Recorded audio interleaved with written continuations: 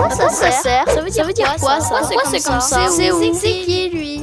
C'est s'investir dans une commune ou dans une localité et surtout avoir des droits et des devoirs. Donc le devoir de respecter tout ce qui existe sur la commune et le droit de se faire respecter, d'être libre de penser et libre d'opinion. Être citoyen, c'est un grand mot ça. Être citoyen, ça veut dire... Faire partie d'une communauté, d'une collectivité, d'une micro-société. Mais c'est aussi avoir une action, effectivement, dans cette communauté, y prendre une part la plus active possible. Être citoyen, c'est avoir des droits, mais c'est aussi respecter finalement les codes de vie, les règles de vie, qui ont pour objectif, non pas de stresser les personnes, mais de rassembler les personnes et finalement d'être un point commun pour mieux vivre ensemble. Un citoyen, c'est un civil qui vit dans l'ensemble d'une ville. Être citoyen, si on en prend la définition, ça date de l'Antiquité, c'est des personnes qui ont des droits civiques et politiques, surtout le droit de vote. Alors c'est toujours d'actualité d'être citoyen comme ça, mais pour moi, être citoyen, ça peut aller au-delà de simplement jouir de droits. Ça peut être une implication dans la vie associative, publique, sportive, culturelle, quelle qu'elle soit. À quoi ça sert? Ça veut dire quoi ça? Pourquoi c'est comme ça? C'est où? C'est où? C'est qui? Créer, on va dire, des règles pour mieux vivre en communauté. C'est quelqu'un qui souhaite se mettre au service d'une communauté. Dans une commune, un politicien cherche à se mettre au service de ses citoyens, précisément, et donc est prêt à prendre du temps pour développer des projets pour le bien-être des citoyens de sa commune. Ce sont des personnes qui essayent qu'on vive bien. Un homme politique, c'est-à-dire quelqu'un qui s'engage pour les autres avec comme philosophie la volonté de défendre en toutes circonstances l'intérêt général pour rencontrer les difficultés de tous les citoyens. À quoi ça sert? Ça veut dire quoi? C'est comme ça? C'est où? C'est qui? Un jeune. Mais il y a plusieurs types de jeunes. C'est avant d'être majeur et d'avoir la responsabilité civile et politique. C'est quelqu'un qui commencent à découvrir ce que c'est finalement d'agir en tant que citoyen. Et donc, le passage entre enfants et jeunes, d'après moi, c'est le moment où on commence à prendre des responsabilités de citoyens, c'est-à-dire c'est là qu'on découvre les premiers engagements, que ce soit dans des clubs sportifs, dans des comités ou que sais-je, peu importe. Mais en tout cas, le jeune à Aulne est quelqu'un qui est invité à s'impliquer un peu plus dans sa vie, à Aulne ou ailleurs d'ailleurs. Où l'enfant se rend compte qu'il doit devenir adulte. Avoir de l'espoir pour demain, c'est se poser des tas de questions, c'est être critique, parfois montrer son indignation, c'est aussi voir comment on peut prendre une part active pour finalement développer des projets dans cette société, développer des projets pour soi, mais développer aussi des projets pour des autres. Donc je dirais qu'un jeune tout seul, c'est bof, pas top, mais des jeunes ensemble, c'est capable de soulever les montagnes. C'est le pirage, mais de ne pas faire de bêtises pour avoir un bon boulot. C'est évidemment se préparer à entrer à un moment donné dans la vie active et de vouloir faire en sorte d'atteindre ses objectifs, surtout dans la volonté de pouvoir faire ce qu'il aime, ce qu'il a envie de faire, et de pouvoir, dans ce cadre-là, être au service aussi des autres, de la communauté, des autres citoyens. Aider quand même les autres, tout ça, être... je sais pas. C'est être un grand enfant, accomplir des bons gestes, des moins bons. C'est être l'avenir. Un jeune, c'est un citoyen, puisqu'on parlait de citoyen, qui a tout l'avenir devant lui et qui a la possibilité finalement de construire cet avenir. Et en fréquentant par exemple toute une série, forcément l'école, en fréquentant l'école, mais toute une série de structures. On parle ici de la mode, des maisons des jeunes, mais ça peut être les clubs sportifs, les associations culturelles, permet de se construire et de s'impliquer alors dans la vie future, locale ou autre. Être jeune, c'est en fait être plein d'avenir. C'est souvent être dépendant au cours de ses parents, mais en étant adolescent et préadulte, commencer à s'intéresser à la vie en communauté. Donc la vie en communauté, ça devient aussi un petit peu, je vais dire, l'organisation de la vie dans la commune. Donc s'intéresser à la culture, s'intéresser au sport. Et par là même, essayer d'apporter des idées pour que nous, les décideurs politiques, on puisse les mettre en œuvre et essayer d'améliorer toutes ces infrastructures-là pour que les jeunes puissent en bénéficier. C'est quelque chose de très très important parce que... C'est les gamins de merde. C'est un jeune, c'est notre futur, c'est grâce à ça que plus tard, dans le futur, on va évoluer, on va travailler. Ça se met, notre ami il sera bourgmestre, nous on sera, je sais pas, infirmière. Voilà, les jeunes, c'est le futur. On évolue la planète, je veux dire. On sert à ça. C'est pas facile. Je crois surtout, on a du mal à être pris au sérieux. Moi, je suis le plus jeune des têtes de liste à Verviers, par exemple, et donc c'est une force pour beaucoup d'aspects. Je pense que je suis bien connecté à ma période et à mon terrain, je vais dire ça comme ça. Mais parfois, on n'est pas suffisamment entendu ou même suffisamment écouté. À quoi ça sert? Ça veut dire quoi ça? C'est où? C'est comme ça? C'est où? C'est qui lui? C'est un groupe de personnes qui sont rassemblées autour d'une même idée, de mêmes valeurs et qui travaillent vraiment dans une même optique. Voilà, pour moi c'est ça vraiment un parti politique. En fait, moi je sais pas trop. C'est d'abord un courant d'idées, c'est ce qui défend des valeurs, c'est ce qui fait en sorte qu'on puisse se rattacher par ce qui est développé au niveau des valeurs comme étant sa source de vie. Un parti politique, c'est un groupe de citoyens qui se retrouvent dans les mêmes idées et qui ont les mêmes, objectifs pour améliorer le développement et la gestion de la commune. Le PS, le CDH, l'écolo, tout ça, pour moi, c'est un parti politique. À quoi ça sert? Ça veut dire quoi? C'est comme ça? C'est où? C'est qui lui? Ça, c'est ce qu'ils promettent de faire ou de ne pas faire pendant leur campagne et après leur campagne. Alors un programme, c'est justement définir la vision que l'on a pour la proposer aux autres membres de la cité qui ne connaissent pas notre groupe ou qui hésitent à savoir qui soutenir pour le projet de leur cité. Pour moi, c'est comme un agenda du jour, quoi. Il a un programme à faire sur peut-être, si je me trompe peut-être, mais sur une durée limitée. Il doit essayer de réaliser en faisant le maximum de lui-même.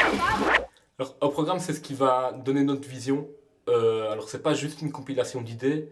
Nous aussi, il y a vraiment l'ambition que notre programme raconte un peu qui nous sommes, Écolo Verviers, et ce qu'on veut pour Verviers. Donc, c'est vraiment quelque chose qui doit permettre à tout le monde de comprendre clairement l'ambition d'Écolo pour la ville. Tu as quelque chose à rajouter? Pas tellement parce qu'il a déjà presque tout dit. À quoi ça sert? Ça veut dire quoi ça? C'est comme ça? C'est où? C'est qui lui? Les élections, pour moi, c'est donner le droit de parole à tout un chacun. C'est vrai qu'il y a une campagne électorale qui fait que les candidats se présentent et on invite vraiment toute la population à venir trouver les candidats pour pouvoir parler des différentes idées et idéologies. Et au moment des élections, les gens peuvent alors vraiment mettre un choix sur les personnes qui veulent qu'ils les représentent à un moment donné. J'ai le mot, mais ça sort pas. C'est un moment où les citoyens vont pouvoir voter pour un programme politique. Et ce programme politique, il est établi par un groupe politique qui va se présenter aux élections. Voilà. On doit juste voter quoi, dans un truc. Et celui qui a le plus grand nombre de voix est élu ministre ou... Ça dépend. La moins chouette des périodes politiques que je vis depuis que je me suis investi, c'est mes toutes premières élections et j'avoue que c'est un exercice qui est très particulier parce qu'on tend quand même plus vers un concours de popularité qu'un concours de compétences ou d'amour même pour sa ville. Et donc c'est presque un mal nécessaire. En tout cas, c'est quelque chose qui arrive bien trop peu dans la vie de quelqu'un. À quoi ça sert? Ça veut dire quoi ça? Pourquoi c'est comme ça? C'est où? C'est qui lui? Avoir des droits, c'est avoir la possibilité d'être libre. Le premier droit, c'est la liberté. Mais le droit a aussi des devoirs. Je pense que ce sera la question suivante. L'un ne va pas sans l'autre. Et je pense que ce qui est fort important, c'est de voir certains pays autour de nous où les droits sont en train de partir, d'être supprimés. Et quand on n'a plus de droits, on n'aura plus non plus de devoirs, on aura juste le droit de se taire. C'est dire non, je ne suis pas obligée d'aller à la guerre. On a des droits, mais ils sont limités. À quoi ça sert? Ça veut dire quoi? Ça veut dire quoi ça? Pourquoi c'est comme ça? C'est où? C'est qui lui? Les citoyens qui donnent aux politiques un pouvoir, et le pouvoir, c'est de gérer leur vie, leur cadre de vie pendant 6 ans. Donc on ne parle pas de dictature ou de pouvoir absolu. Le but pour moi d'avoir du pouvoir en tant que politicien, c'est le pouvoir de décider, de prendre des décisions dans l'intérêt général pendant 6 ans. Contrôler un peu le pays, contrôler tout. Être un peu plus supérieur aux autres. C'est être en mesure d'activer les leviers qui permettront de changer la société. Ils sont durs, ouais. Par exemple, en tant qu'échevin, j'ai le pouvoir de choisir à quoi, en tout cas avec le collège communal, à quoi les impôts de mes concitoyens vont servir. Plutôt à réfectionner une route ou plutôt à ouvrir une nouvelle plaine de jeu. Voilà. Le pouvoir, c'est la capacité à faire des choix au nom d'une communauté. Le droit, je veux dire, pour moi, le pouvoir, c'est avoir le droit, avoir plus de droits que les autres. Voilà, oui. Le pouvoir, pour moi, c'est simplement de mettre en œuvre la volonté des citoyens de la commune. Et donc, toutes les idées ici que nous, je vais dire, concentrons dans notre programme, après les élections, si, je vais dire, nous sommes dans une majorité, le pouvoir, c'est de mettre le plus possible, en tout cas, de ces idées en œuvre. À quoi ça sert? Ça veut dire quoi? C'est comme ça? C'est où? C'est nos devoirs en fait. On est obligé C'est de ce faire qu'on doit ça quand même, remplir, parce genre qu'on est voter, obligé, faire les impôts, etc. C'est aussi des éléments importants d'une collectivité. Avoir des obligations, c'est faire passer le message que soit on peut avoir des droits, mais il y a un cadre que nous devons respecter aussi pour créer le sentiment d'appartenance, par exemple dans un groupe, dans une ville, dans une société. Être obligé, être comme par exemple chez les militaires, on est obligé de faire des pompes, on est obligé de faire souder au carré, on est obligé. C'est le fait de se sentir responsable par rapport à des engagements qui sont pris et qu'il est naturel que quand on s'engage sur un certain nombre de propositions, que notre obligation est d'atteindre ces objectifs. Là on peut pas dire non, c'est comme si on dit non, on fait des pompes. En voilà une drôle de question. Pourriez-vous nous expliquer votre rôle? Oui, Inès. Donc moi je suis bourgmestre de la commune de Labour et donc mon rôle est de gérer pendant 6 ans cette commune, alors de la gérer sous différents aspects pour permettre aux Labourgeois de se sentir bien dans la commune. Alors moi j'ai un rôle assez important, c'est la sécurité. Donc je suis responsable personnellement de la sécurité sur la commune et donc pour ça je travaille avec la police, avec les pompiers pour essayer de maintenir la commune et ses habitants dans une certaine sécurité. Donc il y a 2 choses importantes à savoir. Je pense qu'un bourgmestre doit rester très proche de ses citoyens, mais doit aussi pouvoir avoir des relais, donc connaître des personnes à d'autres niveaux de pouvoir dans des administrations qui vont permettre de faire avancer des dossiers et donc de permettre à la commune d'évoluer. Je suis conseiller communal depuis 12 ans. Donc le conseil communal à Labour, je vais dire qu'au 17 conseillers. Et il y a majorité opposition et malheureusement depuis 12 ans nous sommes dans l'opposition et notre rôle c'est un petit peu un rôle de contrôle et d'ajuster un petit peu ce que la majorité propose, essayer du moins d'apporter nos idées et un rôle un petit peu de contrôle et le rôle naturellement si on est dans la majorité comme conseiller communal ou je fais au bourgmestre, c'est de mettre en œuvre notre programme. Herve, il y a un terrain multisport synthétique, mais il est hors d'utilisation. Ça le rend dangereux pour les enfants, il n'y a aucune sécurité. Qu'est-ce que vous pouvez faire pour le rénover? Alors à la question d'Armoury, j'aurais envie de répondre. Effectivement, les terrains de sport, c'est vraiment un super chouette endroit pour les jeunes.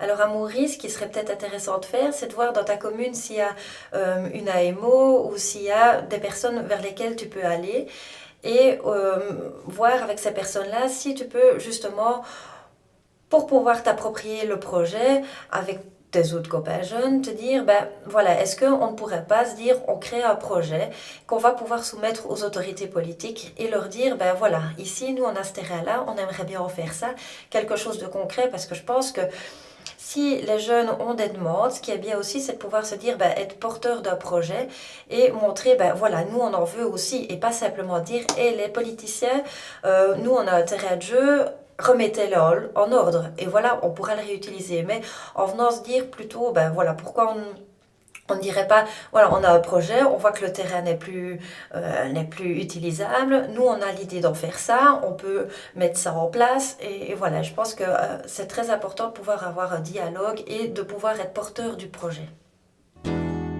Je pense que c'est un sujet effectivement très important. Moi-même, il y a une quinzaine d'années d'ici, lorsque j'étais échevin à Herve, j'ai fait en sorte d'installer deux plaines de jeux, ce qu'on appelle les agoras, une à Bâtisse, une à Herve.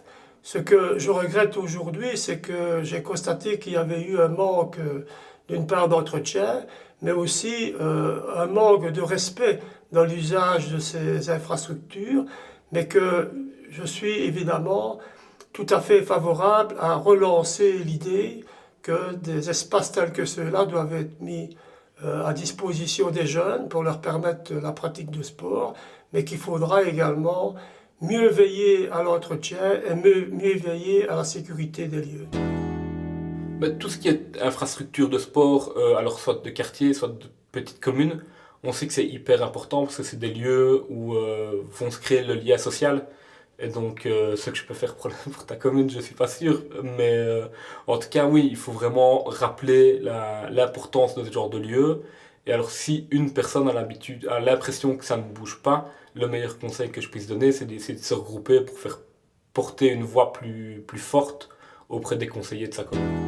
Pourquoi ne pas organiser plus en plus d'activités à Pépinster, comme des soirées, des fêtes, du sport, car les jeunes s'ennuient de plus en plus?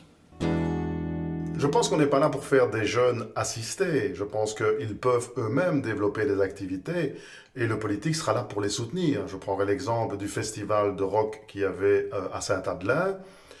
Les jeunes ont arrêté de l'organiser. Nous n'allons pas l'organiser à leur place. S'ils le souhaitent, nous les soutiendrons pour organiser leur festival.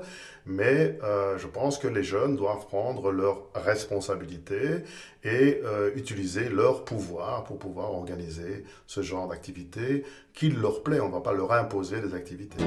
C'est très important que le jeune ait une place dans les décisions. Parce qu'il est trop peu souvent écouté, mais d'un autre côté, le jeune a du mal à s'intéresser à la politique. Et je le comprends parce que y a un vocabulaire, etc., qui a un accès difficile. Pourtant, on devrait donner une place aux jeunes et que le jeune puisse s'exprimer et mettre en avant ce qu'il a envie.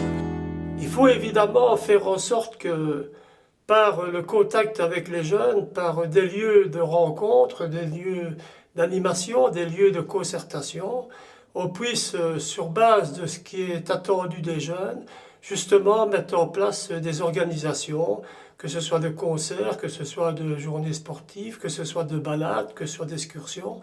C'est effectivement un enjeu important pour répondre aux préoccupations de notre jeunesse. À Aubel, le parcours Vita a disparu. Il faudrait un espace vert pour se réunir. Le gros problème, c'est d'investir dans l'infrastructure communale et de mettre en place des endroits de jeu, de loisirs, etc. Ce qui est important, c'est qu'une fois que c'est fait, il faut l'entretenir. Et pour l'entretenir, il faut des moyens. Or, pour le moment, les moyens, on les diminue un peu partout. Donc, il faut bien réfléchir une fois qu'on met une infrastructure en place. Alors moi, ce que je te conseille, c'est, si tu veux des endroits de détente, etc., c'est tout simplement d'aller voir les élus, de t'exprimer par rapport à ça et de voir ce qu'il y a comme solution pour répondre à ton envie. À Herve, que prévoyez-vous de la rénovation du bâtiment derrière la piscine pour en faire un lieu accessible à tous et pour que les jeunes puissent se retrouver? Parce que pour l'instant, c'est un lieu assez... En général, quand il y a un espace public qui n'est plus en bon état, effectivement, il faut forcément d'abord le mettre en bon état. Je crois aussi que dans une commune, il y a beaucoup d'espaces publics. On doit se donner des priorités pour pouvoir les aménager. Moi, je suis d'avis qu'il vaut mieux hiérarchiser, donner des priorités pour bien faire les choses, plutôt que saupoudrer et faire avoir des petites mesures ci et là.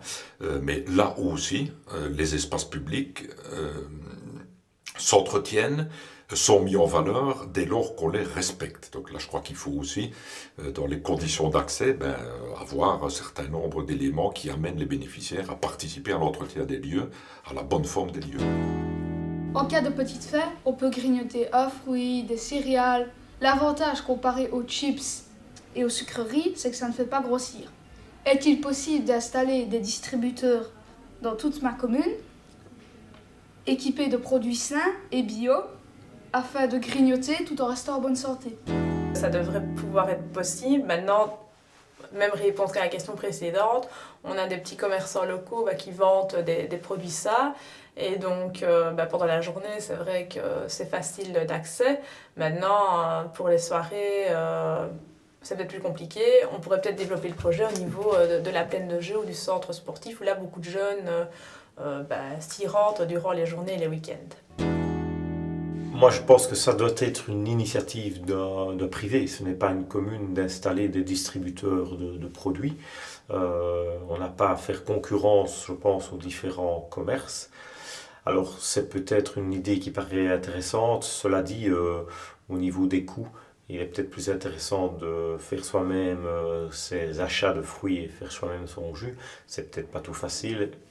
Pas toujours facile, je comprends, mais nous, dans le rôle communal, nous n'avons, je pense, pas cette prérogative-là. Oui, c'est fort intéressant, c'est fort chouette comme idée. Mais alors, il faudrait que ce soit avec des denrées non périssables. Parce que un fruit, lui, il va mûrir et il va pourrir aussi à un moment donné. Donc, si on a une banane qui est bien verte au départ, elle va prendre de la couleur, la banane, et on n'aura peut-être plus envie de mettre un sou dans la machine pour pouvoir avoir cette banane-là. Donc, effectivement, des denrées non périssables, comme des barres de céréales, oui. Ça, ce serait intéressant. Sinon, aussi, pour pouvoir promouvoir le commerce de proximité avec des petites épiceries où on peut vendre et on peut acheter des fruits et des légumes à prix raisonnable. Alors je répondrai que l'installer n'est pas un problème. J'ai testé la chose dans ma maison de repos. Mais le problème, c'est que notre éducation fait qu'on va vers toutes ces cochonneries, on peut dire le mot, et que quand on a un distributeur où il y a des yaourts, des pommes, des fruits et des chips ou des chics, le citoyen va malheureusement vers les chips et les chics. C'est une question d'éducation. Un distributeur où il n'y aurait que des produits sains pour la santé, malheureusement, ne fonctionnerait pas. Certainement, non seulement est-il possible, mais ce serait certainement une très bonne chose. Du reste, ça se fait dans un certain nombre de communes. Mais je crois que ce qui importe d'abord, c'est de faire évoluer les mentalités. Je crois souvent par réflexe on tombe sur le fast-food, de la nourriture facile au sens large. Il faut pouvoir se poser des questions sur le sens en termes de santé publique, en termes de comment utiliser les ressources de l'économie locale, par exemple, et en particulier les produits sains. C'est un enjeu évidemment essentiel. Serait-il possible de prévoir une piste cyclable à Herve ? Les pistes cyclables, je crois que c'est vraiment vers là qu'on doit aller, mais pas seulement les pistes cyclables, d'ailleurs toute la mobilité est douce. Et donc, je pense qu'effectivement, il y a besoin d'améliorer la mobilité en installant notamment des pistes cyclables. Le petit problème, qui n'en est pas vraiment un, c'est que ça coûte très cher et donc il y a des choix politiques à faire. Et surtout que ça prend du temps. On ne peut pas décider de faire une piste cyclable et la voir l'année d'après. Ça prend toujours 1, 2, 3, 4 années parfois pour la mettre en œuvre, mais c'est très clairement vers là qu'il faut aller dans l'avenir pour désengorger le trafic. On essaye, quand on rénove les voiries, d'être le plus attentif possible à tous les usagers. Et donc on a fait énormément de rénovations. Malheureusement, la configuration dans Herve n'est pas toujours facile pour pouvoir avoir l'espace pour les piétons, l'espace pour les voitures et l'espace pour les vélos. Il faut quand même savoir qu'on a créé pas mal de seuils, donc des sens uniques limités. Ça veut dire que les vélos peuvent aller à contresens dans certains sens uniques, ce qui ne les sécurise pas du tout. Et donc par rapport aux pistes cyclables, là où c'est possible, on essaye d'aménager un espace, mais la configuration de la ville est telle que c'est pas évident. Serait-il possible d'organiser un transport en commun le soir pour rentrer chez nous? C'est vrai que c'est pas toujours évident d'avoir un bus et d'avoir le bus qui vous transporte là où vous voulez. Donc je pense qu'il se serait intéressant d'avoir la réflexion en collaboration avec les structures qui gèrent ça, notamment le TEC. C'est un vrai problème. Moi qui viens de Verviers, après 22h30, 23h, vous n'avez plus de bus pour rentrer. Alors déjà pour les gens qui habitent Verviers, c'est compliqué. Pour les gens qui habitent l'arrondissement et qui veulent venir à Verviers, c'est juste un enfer. Et de nouveau, la tech vous dira que c'est pas rentable. Et moi, je vous dirais que les transports en commun ne doivent pas être rentables, mais leur priorité, c'est d'être utile au plus grand nombre.